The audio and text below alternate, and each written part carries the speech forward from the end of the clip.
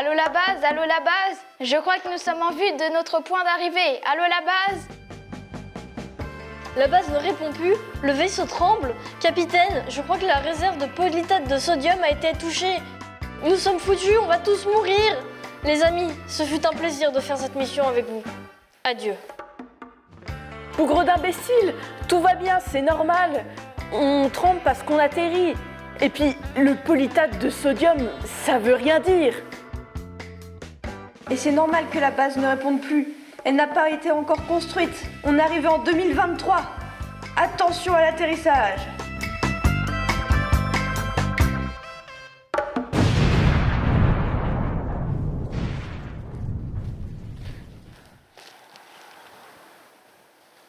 Bon, mon équipe, vous êtes tous là? Présente, chef.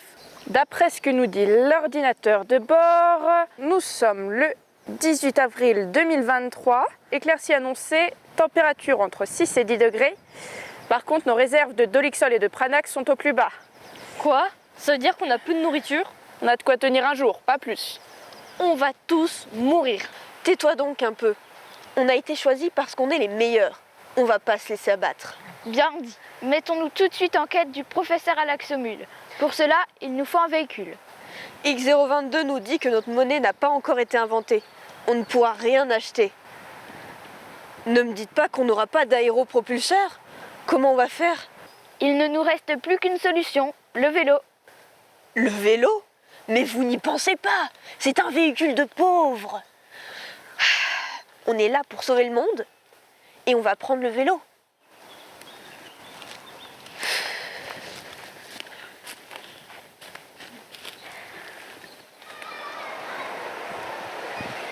Oh oh, je crois qu'on a un problème. Regardez comment sont habillés tous les gens. On ne peut pas débarquer habillés comme ça chez nos ancêtres, on va faire bizarre. Faut qu'on se change. Trop moche. Et comment les gens ils vont savoir maintenant qu'on est des héros? Et comment il va nous reconnaître, le professeur Alaxomul? Ça se trouve, il nous reconnaîtra pas et il voudra pas venir avec nous. Et on sera obligé de rester ici toute notre vie et de manger des trucs pas bons. Et Calme-toi, on a un message pour le professeur Alaxomul, il saura qui on est. Bon, mon équipe, vous êtes prêts et prêtes? Prête, chef. Toujours prête pour sauver le monde, chef. pas trop le choix, chef.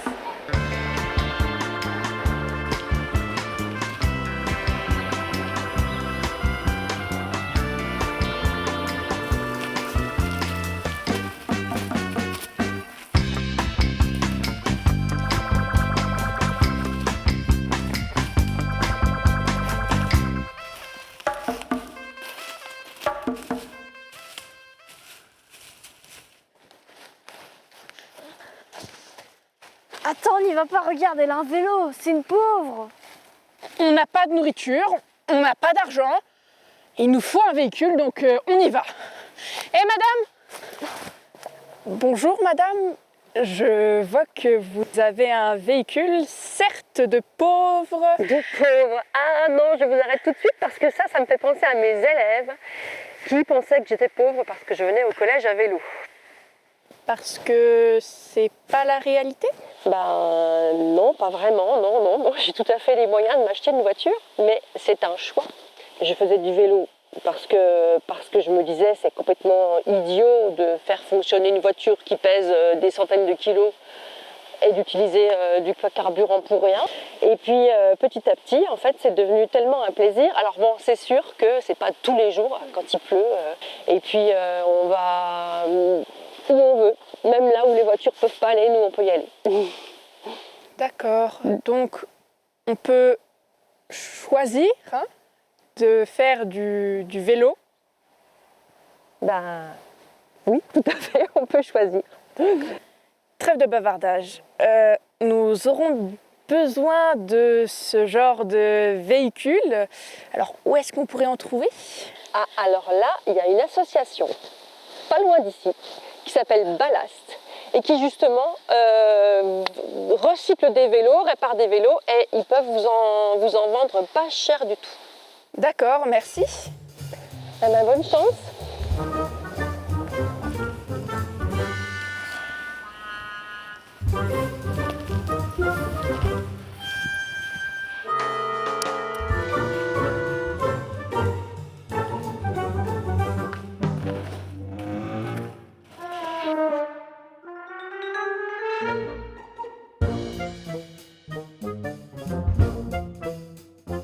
C'est un nid de vélo?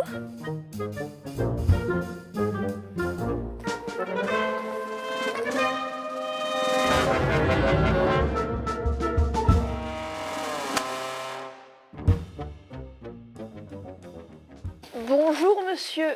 Une dame nous a envoyés ici pour que nous puissions avoir des vélos. Des vélos? Non mais vous tombez bien, ici les vélos, c'est pas ça qui manque, hein. Mais qu'est-ce que vous faites ici avec tous ces vélos? Eh bien on les répare, on les répare. Quand on les récupère, ils ne marchent plus, ils sont cassés, et on en refait des vélos qui sont susceptibles de rouler. On peut les utiliser, ils fonctionnent très bien quand ils sont passés par ici. On passe notre temps à réparer. Au mur, j'ai tous les outils pour réparer les vélos. Et là, c'est les chambres à air. Et là, c'est les pneus. Et tout ça, c'est des vieux vélos. Ils sont tous en panne, il faut les réparer. Oh, il y en a beaucoup. Vous pourrez choisir le vélo qui vous plaît. Ils sont tous réparés. Et vous croyez que vous pourrez nous en prêter? Mais si vous voulez essayer des vélos, il n'y a pas de problème, vous êtes à la bonne place. Là, je suis sûr qu'il va vous aller très bien ce vélo. Il va vous plaire.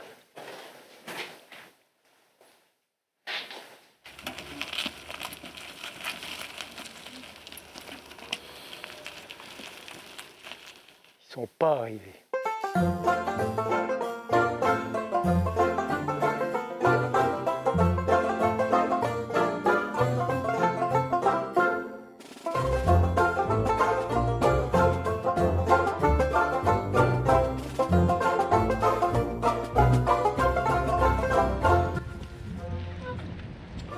Ah, c'est dur, ça roule pas bien dans l'herbe. Oh, ça craint un peu. On continue à pied? Ouais.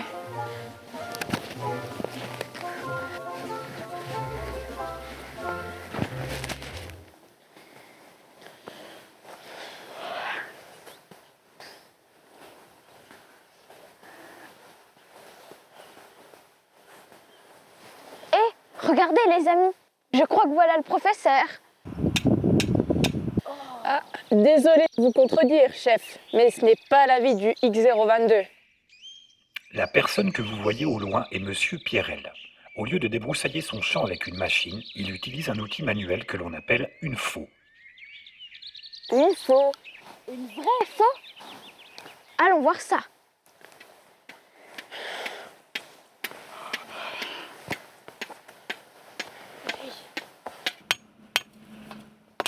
Bonjour. Bonjour. Oh, ça va, vous avez encore 4 jours avant la Saint-Georges. Vous savez, samedi, c'est la Saint-Georges, on ne peut plus marcher dans les prés. Mais là, aujourd'hui, ça va.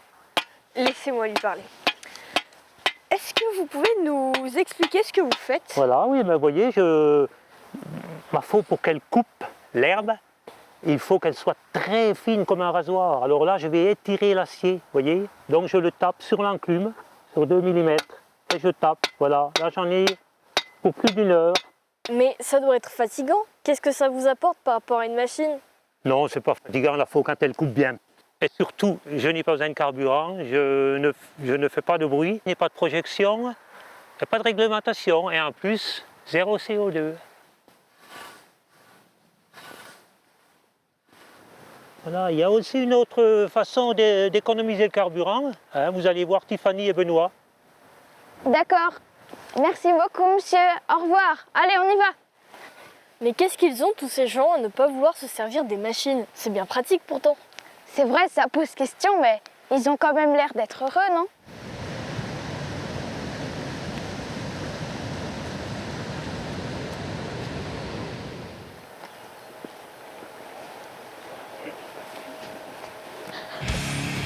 Oh, qu'est-ce que c'est que ça? Qu'est-ce que c'est que cette diablerie? T'as vu leur corne? On va tous mourir!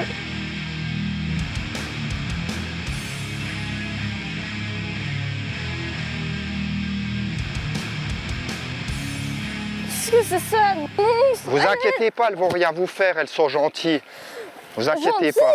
Vous avez vu leurs cornes? Mais c'est des chèvres, Qu'est-ce c'est que vous normal. faites avec des animaux pareils chez vous? Eh ben, en fait, on fait de l'éco-pâturage en partenariat avec la commune de Saulsures. Ah, donc c'est vous, Benoît et Tiffany? C'est bien ça. Mais elles sont gentilles, mais elles s'amusent. En fait, on entretient des espaces naturels avec les animaux. Voilà, donc ça évite les machines qui consomment de l'essence. Ça crée aussi du lien social. Les gens viennent voir les chèvres avec leurs enfants.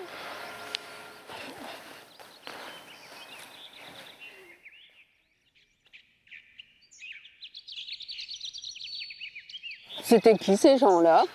J'en sais rien, mais en tout cas, ils n'ont pas dû voir beaucoup d'animaux dans leur vie.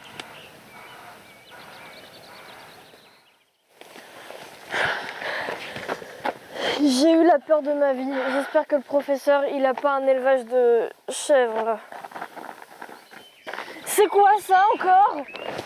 Ce sont des ânes. L'âne est une espèce de mammifère herbivore, ongulé, appartenant à la Oui, famille oui, des c'est bon, équidés. X022, on a compris. Hein. Puis calme-toi, le Robic. Hein. J'y vais en premier. Del et Marie sont déjà partis préparer l'âne pour le travail. Vous devriez vous dépêcher de les rejoindre. Donc avant d'aller travailler au champ, on va s'occuper de Géronimo, on va le brosser un peu partout jusqu'en bas des pattes pour lui enlever son poil d'hiver. Nettoie bien les sabots. Faut pas qu'il ait de terre dans ses sabots. Il a envie de câlin. C'est pour ça qu'il s'approche de vous. C'est un monsieur câlin, Géronimo. Et après ça, on va lui mettre le collier. Et donc on va pouvoir maintenant aller jusqu'au champ, préparer les futurs buts pour les plantations.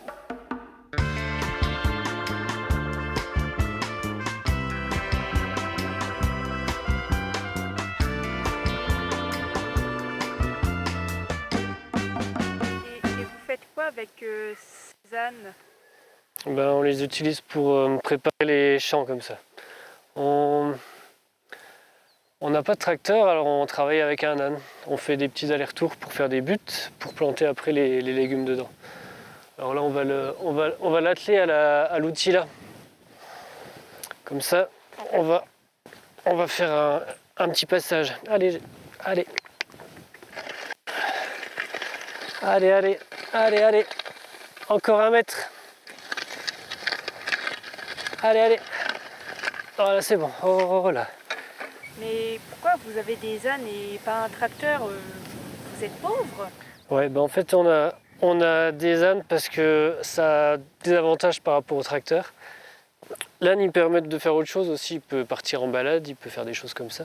Puis dans l'absolu, eux, ils peuvent pas, mais ils pourraient se reproduire, contrairement à un tracteur.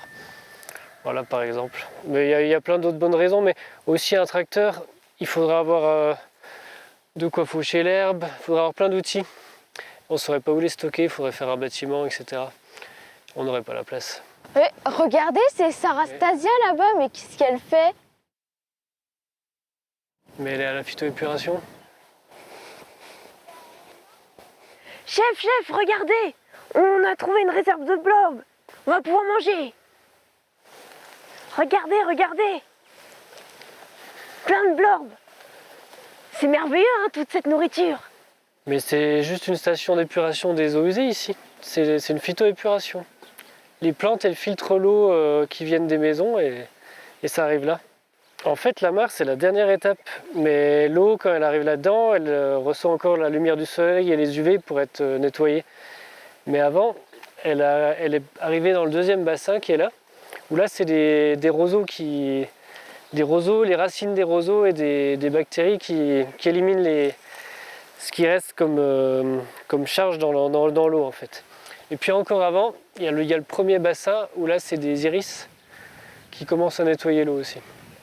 Et puis avant, il y a l'arrivée de toutes les eaux usées des maisons qui est dispatchée dans le 1er bassin. On peut aller voir. Voilà, alors, les tuyaux ils arrivent dans le sol, ils arrivent là-dedans. Et puis après, voilà, après ça part dans des tuyaux, les 3 tuyaux qu'on voit là. Alors de temps en temps on bouche un tuyau pour que ça aille dans un autre. Et puis les eaux usées s'infiltrent tout doucement là-dedans Les iris, bon là c'est encore le début de l'année, mais elles vont être en fleurs, elles vont pousser. Bientôt on verra plus rien là, hein. Il n'y aura que de la végétation. Et puis toutes les eaux là, ça filtre dans l'eau de bassin pour finir à la mare qu'on a vue.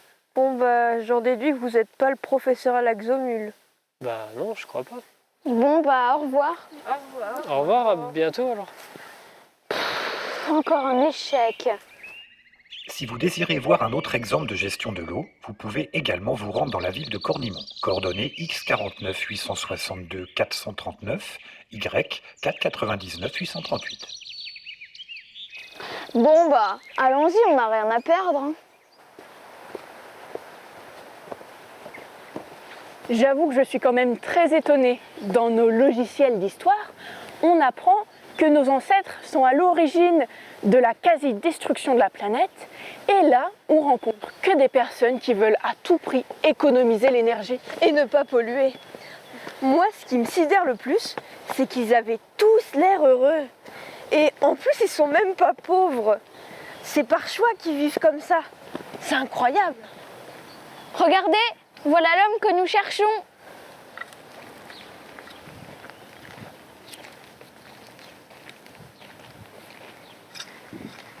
Bonjour, monsieur, madame. Est-ce que vous connaissez le professeur à l'Axomule? Parce que disons que, comment dire, il pourrait nous aider à sauver l'endroit d'où on vient. On nous a envoyés vers vous parce que apparemment vous savez comment économiser l'eau et c'est une ressource dont nous avons sacrément besoin. Bonjour, oui, le professeur à l'Axomule, on ne le connaît pas, mais c'est vrai qu'à la commune de Cornimont, on fait pas mal de choses pour essayer d'économiser l'eau. On prend par exemple des zoyas, c'est des sortes de poteries où on met de l'eau dedans et puis l'eau se diffuse lentement pour les plantes. Ou alors on récupère l'eau sur les toitures. Dans les périodes de sécheresse, on restitue cette eau dans les massifs par un système de goutte à goutte, d'arrosage goutte à goutte. Ou alors on utilise du paillage pour éviter que le sol se dessèche et qu'on garde l'humidité pour les plantes.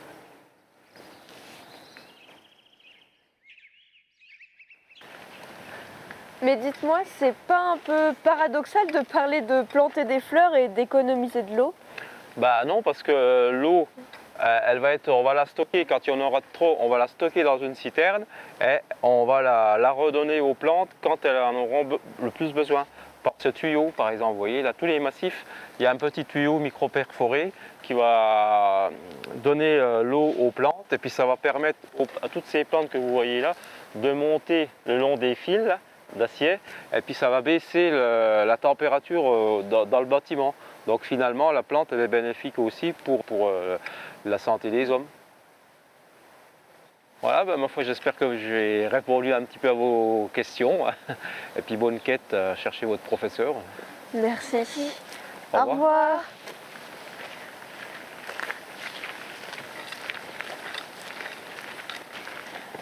Bon, on ne sait toujours pas où est le professeur à l'Axomule, mais ça donne des idées. Planter des arbres pour rafraîchir les bâtiments. Il existe un livre écrit en 1953 par un écrivain français appelé Jean Giono qui évoque exactement la même chose. Vous devriez le lire. Lire? Oh mais non, on n'a pas que ça à faire. Hein. D'ailleurs, je m'étonne que personne ne connaisse le professeur à l'Axomule. J'ai trouvé le nom d'un homme qui travaille le bois de façon à ne créer aucun déchet. Coordonnées X48 0166. Et encore un, j'ai l'impression que ça finira jamais. En plus, je suis sûre qu'on va devoir encore monter cette satanée montagne. Arrête de te plaindre. Moi, je trouve que depuis qu'on fait du vélo et de la marche à pied, je suis quand même beaucoup plus en forme. Je me demande si je ne deviendrai pas pauvre quand on rentrera. N'exagère pas non plus. Si tu peux choisir, c'est que t'es pas vraiment pauvre. Tu choisiras de faire du vélo, c'est tout.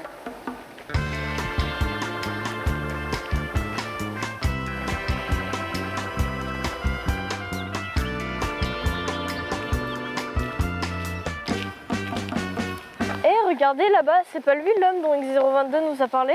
Si les coordonnées GPS sont exactes, oui. Vous pensez que c'est lui le professeur à l'Axomule? Peut-être, il n'y a qu'un seul moyen de le savoir. Eh monsieur, est-ce que c'est vous le professeur à l'Axomule? Le professeur comment? Ah non, non, moi je m'appelle Yvon et je fabrique des essis. Des essis? Qu'est-ce que c'est que ça? Ah, des essis? Alors les essis c'est ça, regarde. Les essis c'est des planchettes en bois. Qui sont travaillés, c'est du bois fendu et ça sert à protéger les maisons. C'est pour mettre contre les façades ou sur les toits. Voilà, c'est ça les essais, tu vois. On a une protection, toujours 3 couches de bois. L'eau, c'est du bois fendu. L'eau, elle glisse dessus. Un petit tour et puis ça en va. Et venez avec moi, je vais vous montrer qu'il n'est pas là, le professeur.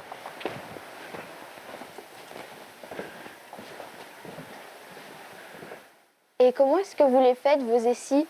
Alors, pour faire les essis, je prends des troncs de bois comme ça. Donc, c'est du bois d'épicéa qu'on trouve dans les Vosges. Donc, à partir de ce bois-là, je vais couper une rondelle ici de 33 cm de long, de large. Ensuite, ce morceau de bois, je vais le fendre. Je vais le fendre pour extraire des blocs de cette taille-là. Ou ici, je peux faire 4 morceaux d'essis. Ensuite, je me mets ici. Je vais prendre le départoir. Je vais couper mon essis au milieu. Ici, avec un maillet.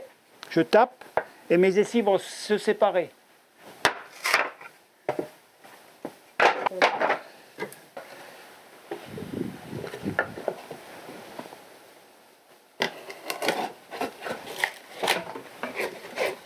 Merci beaucoup, monsieur, pour votre point de vue. Je pense que le professeur Alaxomul a la même philosophie que vous et je m'étonne que vous ne le connaissiez pas.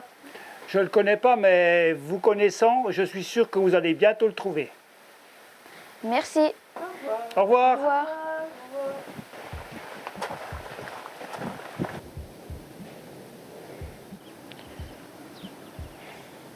On est revenu au point de départ, chef. Bon, les amis, j'ai pas osé vous en parler plus tôt, mais je vais partir à la recherche du professeur Alaxomul. J'ai envoyé un message du vaisseau et j'ai bon espoir qu'il l'ait reçu. Vous êtes sûr, chef? Vous voulez pas qu'on vous accompagne? Le coin est pas très sûr. Et... Ne t'inquiète pas, j'ai capté un signal, je vais voir si c'est lui. Soyez prudente, chef.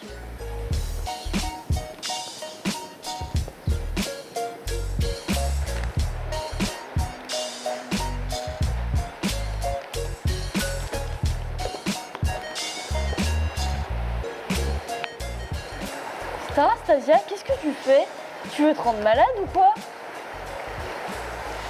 On n'a plus de Pronax et il nous reste qu'un seul Dolixol pour 4. Je me suis sacrifiée.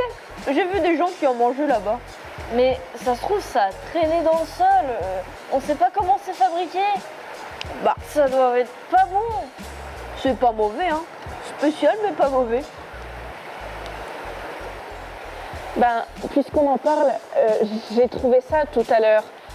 X022 dit que ça s'appelle une pomme. C'est un fruit avec plein de vitamines apparemment, et ça se croque. Ça se croque? Comme nos billes de Lixol? Mais c'est énorme. Ben, faut prendre des petits bouts, comme ça.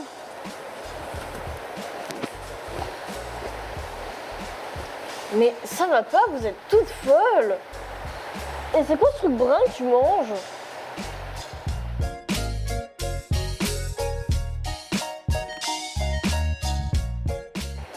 Qu'est-ce qu'elle fait, la chef?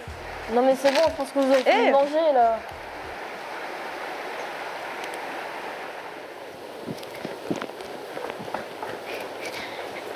Les amis, venez vite, c'est une catastrophe.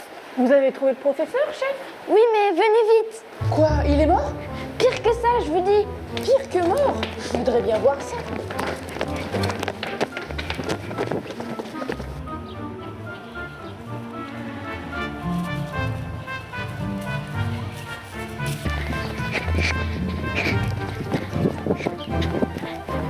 Je vous ai ramené mes amis, est-ce qu'on peut... Oui, entrez vite. Faites pas trop de bruit. Hein.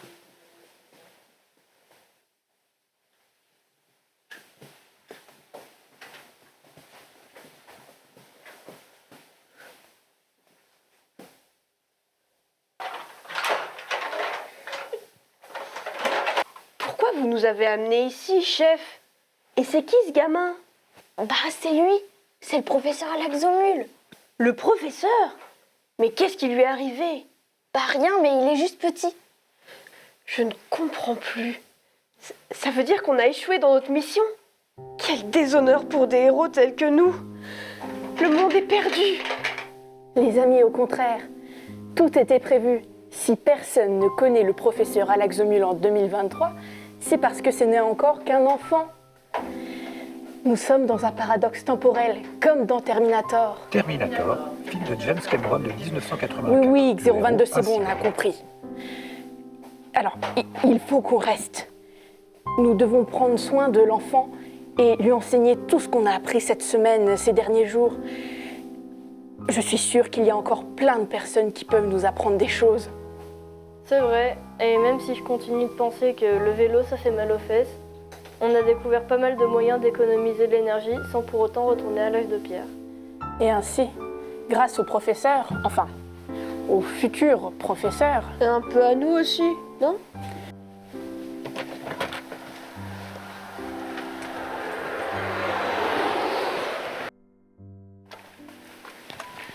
grâce à ce qu'on va lui enseigner, l'avenir de la Terre va nettement s'améliorer. Finalement, ils avaient raison dans le générique. C'est bien nous qui sauvons la Terre.